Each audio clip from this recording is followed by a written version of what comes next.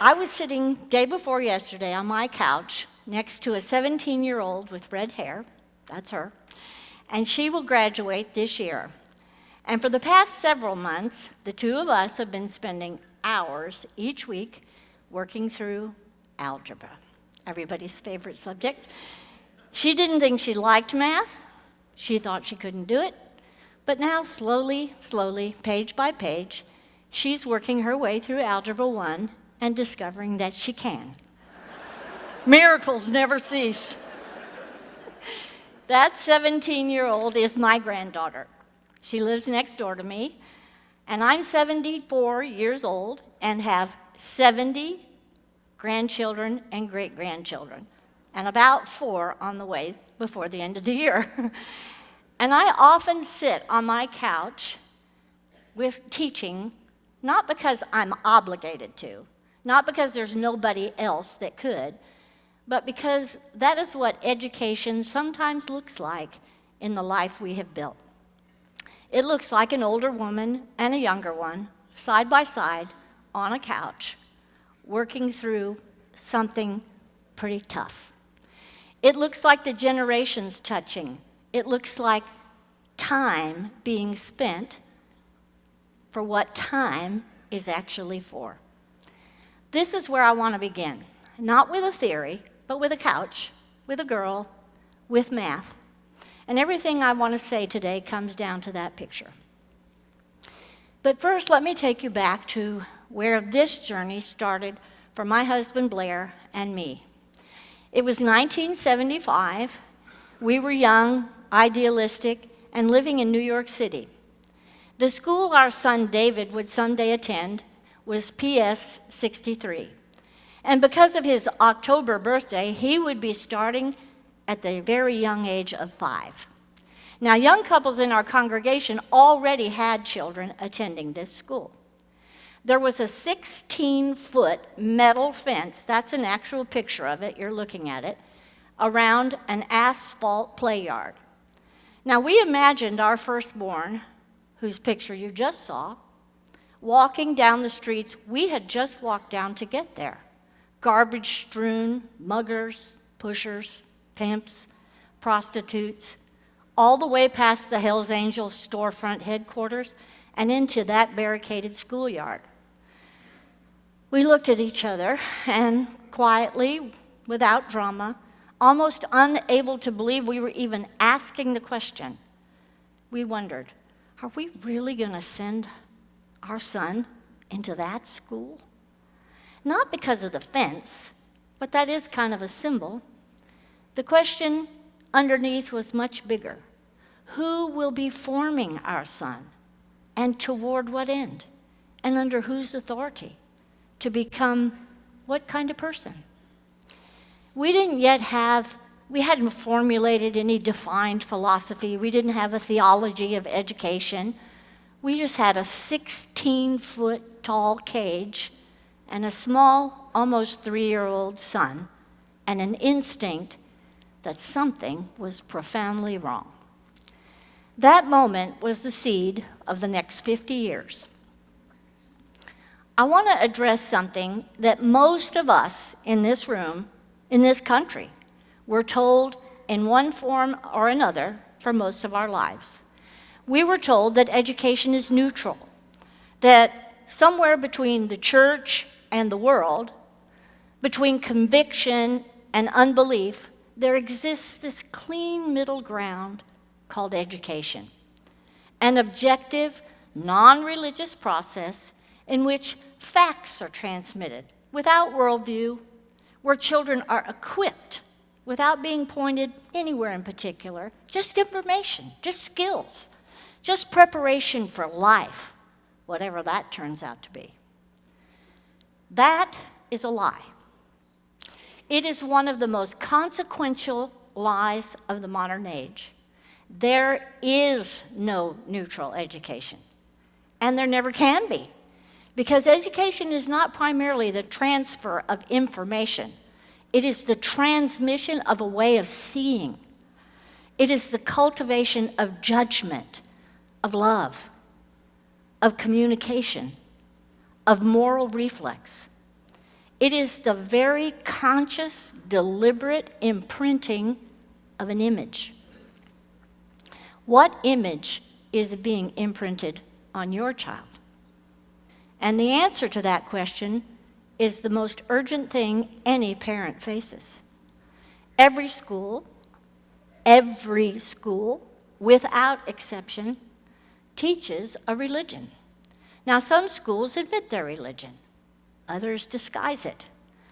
But the religion is always there in what is honored, what is repeated, significantly, what is omitted, what is rewarded, what is normalized, what is held up as the goal of human life. If the education teaches that man is a creature accountable to a transcendent God, made in an image not his own, but endowed by that God, then it will aim at humility, wisdom, moral discernment, gratitude, obedience to truth. But if the education teaches even silently, even by omission, that man is his own center, his own judge, his own future, then it will train him accordingly. It will teach him to manage reality rather than to submit to it. It will produce a person who is brilliant, perhaps, credentialed, certainly, but inwardly sovereign, inwardly alone. We have spent 50 years watching both of those fruits grow. We know which tree produces which harvest. The word education comes from the Latin. I've never studied Latin. My prompt has this all in big caps. The word education comes from the Latin educere, to lead out. Now that's a striking phrase. Education leads out. But out of what? And then into what? It may lead a child out of ignorance and into truth, or out of innocence and into corruption. It may lead him out of childishness into maturity, or out of God-centeredness and into self-centeredness. It may lead him into Christ's order or into the worship of man. Direction matters, folks. Even a well-paved road can still lead to a cliff. What we discovered, what 53 years of building a community around this question has confirmed to us, is that education is always discipleship. Always. The only question is discipleship into what? Into whose image? Toward whose vision of the good life? And when you understand that, you understand why the battle over education has always been, finally, a battle over lordship. That battle, for us, became very literal. In the early 1980s, tensions around home education were escalating across this country. In Ohio, the Lippet children were abducted from their parents by state agents despite excellent academic scores, and their parents were convicted of child neglect for educating their own daughters in their own home, even though their mother was a credentialed school teacher. In Idaho, the Shippey children were removed by armed agents and placed in foster homes. In Nebraska, a pastor was sentenced to 4 months in jail for establishing an unauthorized Christian school. A soft-spoken, widowed minister named Agnes Rich fought her state in court until she suffered 2 massive heart attacks and a stroke. Now, the argument in the public sphere was framed like this. This is a question of socialization or whether parents were qualified as teachers. But the courts made it repeatedly clear that the quality of education was never actually the issue. For example, in one almost surreal ruling, when parents sued the state for graduating students from the state's public schools with only a 5th grade reading level. The court ruled in the state's favor on these grounds, and I want you to hear this carefully. The court ruled that there is no duty under law for the public schools to teach a child even to read. And in fact, today, about 56% of Americans aged 16 to 74 read below the equivalent of a 6th grade level. So they're succeeding in what they claim they're doing. The quality of education was deemed irrelevant. Control over education was the real issue. The state had a compelling interest, it said, in shaping children. That was the state's claim. And the state would defend that claim aggressively. Why, we ask, would the relationship between the state and children be so jealously guarded as to inform and form children, but not allow the kingdom of God any such relationship between parents and the education of their very own children? By the mid-1980s, our family, Blair's and my family, lived part-time in both Colorado and part-time in Texas, supporting 2 growing fellowships, one in Grand Junction and one in Austin called Emmaus Christian Fellowship. And our families were home educating. One day while traveling between Austin and Colorado, which we did twice a year, every year, we had stopped for the night at a motel. And Blair phoned Brother Howard, who pastored Emmaus Christian Fellowship. I remember him picking up the phone and then setting it down and turning to me with a look I had never seen on his face. My God, Regina, they're taking us to court. What followed was one of the most clarifying seasons of our lives. We fasted, we prayed, we prepared. Blair, Howard, Joel had spent 3 years writing our legal and philosophical case for home education, a document called Who Owns the Children? Almost as if they had known this hour was coming. We hired lawyers, and we went to trial as a church. The judge opened the proceedings with a candid assessment. He had an undergraduate degree in education. He had heard the basic arguments, and he said with the flat certainty of a man who has already made up his mind, I am going to find you guilty. This is the craziest thing I've ever heard of. Now I want to tell you about somebody else in that courtroom. Howard and Rhonda's son, Josiah, was 8 years old. His daddy had prepared him by telling him that at the start of the trial, the judge would ask everyone to raise their right hand. So Josiah anxiously spent the entire time before the proceedings studying the little hands in his lap, rehearsing over and over which one was his right hand. Terrified that he might confuse them and so cause the judge to come to the conclusion that homeschool children couldn't even tell their right hand from their left and thus rule against us. But just picture that. Josiah was 8 years old, and he was sitting in a courtroom worrying about his right hand and waiting to learn if this thing called the state of Texas would decide his family had the right to raise him. But the judge did prove to be a fair man. He looked at the evidence, he watched the families, he reviewed the children's work, which Brother Howard had spread all over the floor of the courtroom, their neatly kept notebooks, which their mommies had required them to maintain for years, telling them, what if someday a judge wants to see your work?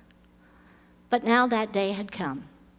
And at the end of it, Judge Esparza turned to the district attorney this time, and he said, you have got 2 choices. You either get the school district to drop the charges against this church, or I'm writing a ruling against you because this is the finest thing for children that I've ever seen. We won.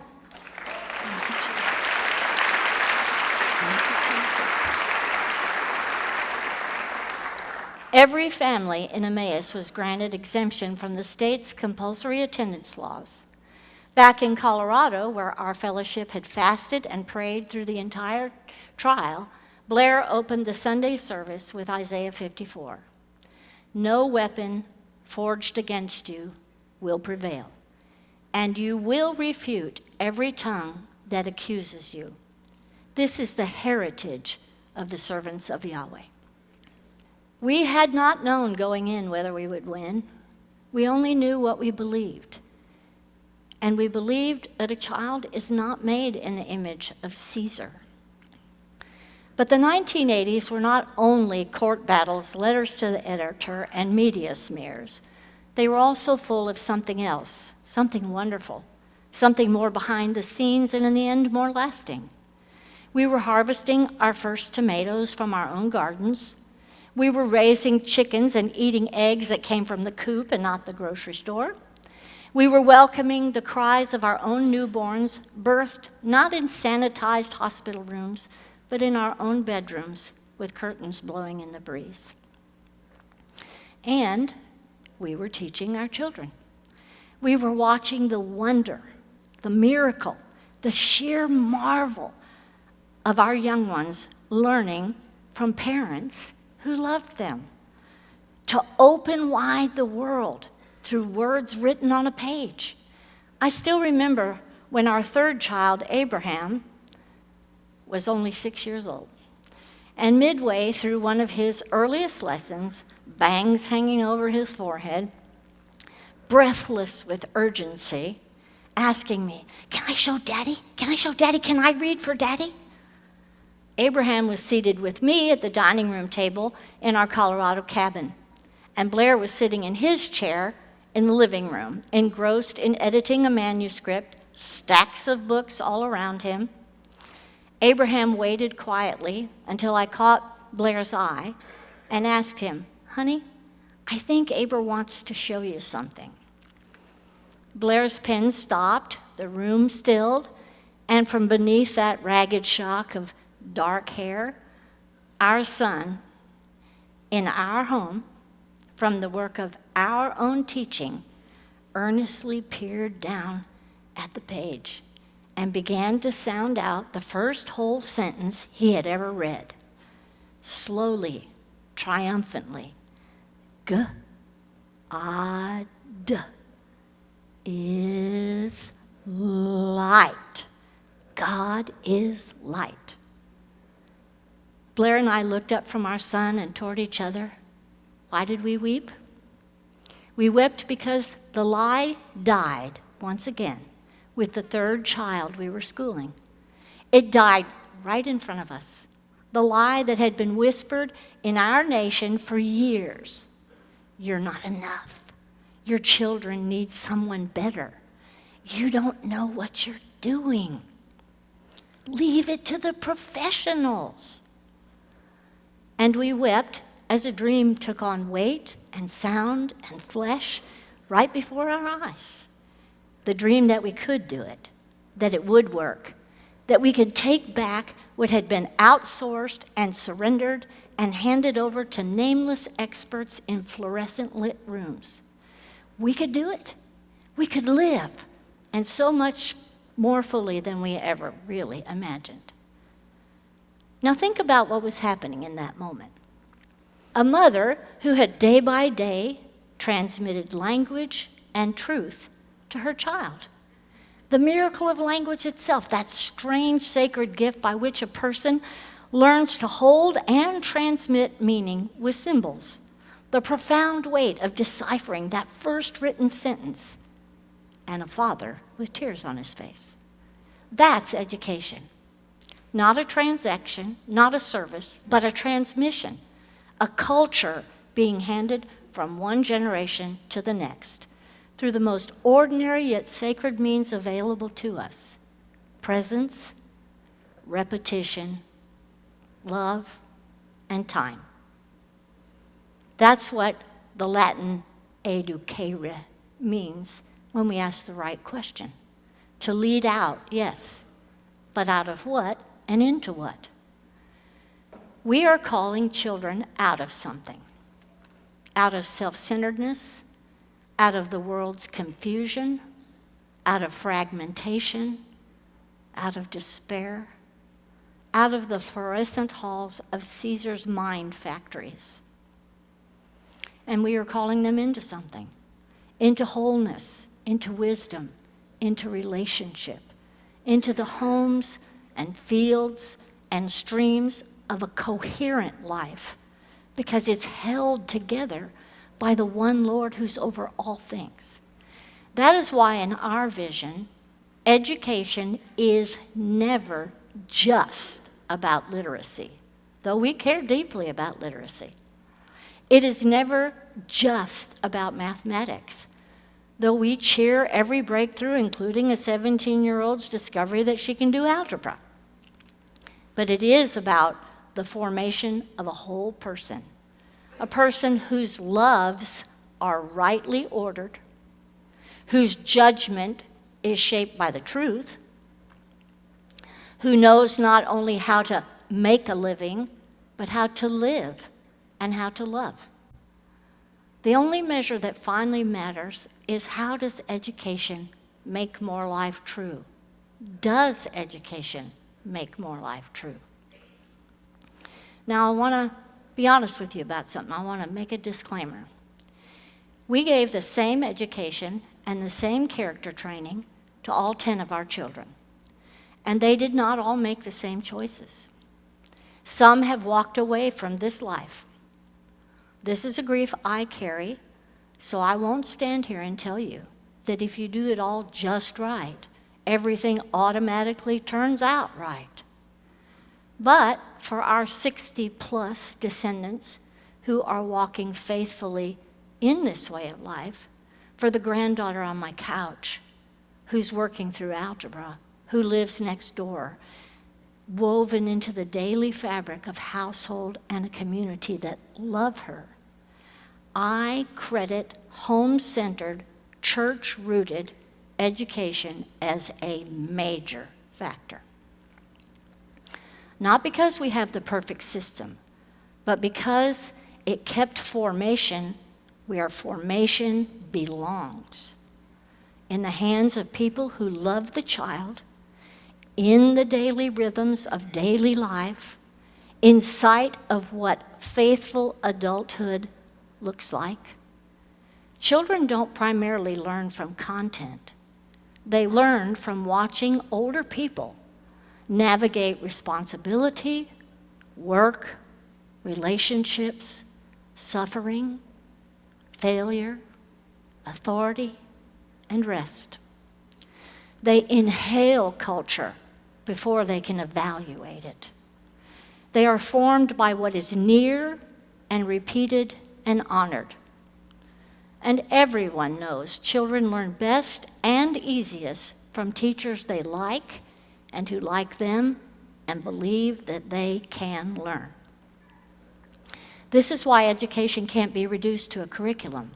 It must be located in a moral ecology.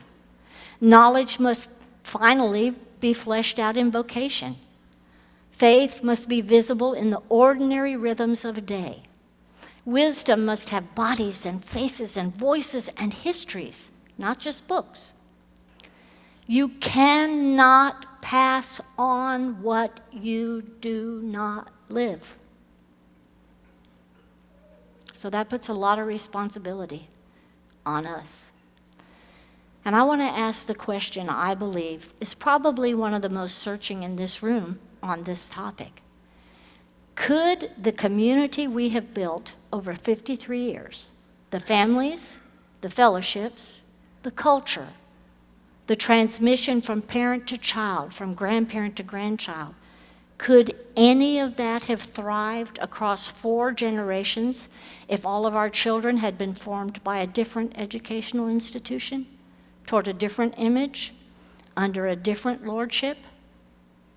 No, no, no. You cannot educate for one kingdom and expect to find yourselves or your children living in another one. Now, I know what the skeptic wants at this point. They want numbers, proof, something you can measure. Fine. But a whole life is a little bit hard to measure. But 50 years of this way of education has produced some exceptional fruit, now across congregations around the world. 93% of all young people raised in our community choose to stay, to marry here, to raise families here, to plant their lives here. Now, held against the broader church world's crisis of youth retention, that number is pretty much its own argument. We have a 100% employment rate here and an exceptionally high rate of owner-operated businesses. Not statistics we track, reality that we live. Across over 50 years, divorce among us is not a pastoral crisis. It is a statistical rarity so near zero that it barely registers. Now, 4 generations, I said, but generations who do not merely tolerate one another. We worship together, live together, work together, learn together, eat together, and thrive together. And our children, according to developmental psychologists who have spent time among them, are able and willing to communicate across generations and backgrounds with a fluency that has no good explanation except perhaps this. They have never been sorted into peer group cubicles. They have grown up relating to the full span of human life, from the very young to the very old, and it has helped to make them whole. This is fruit, not of a curriculum, but of a culture, of an education that knew what it was educating for. I began with a couch, and I'll end there too. That couch is not a metaphor. It is not a program. It is not a curriculum. It is a woman and a girl, side by side, working through something hard. Together. Because they live next door to each other. And because the life that we have built makes that kind of thing not exceptional, but ordinary. That ordinariness is the fruit of 53 years of decisions. They were hard decisions, costly decisions, decisions that landed us in court, in the media, in the sights of a state that believes it holds a prior claim on our children. But those decisions produced something. They produced a community of households in which education is not outsourced, but where the classroom becomes a life, and life is a classroom, in which generations are not segregated, but interwoven.